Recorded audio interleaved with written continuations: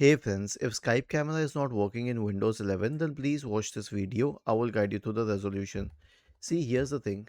Skype has been delimited. Wait. Okay, so it still exists in many computer, but when you try to open it, it will try to redirect you to Teams. Just see what happens. It says thank you for being a part of Skype. Skype retired in May 2025. You can use Teams for messaging.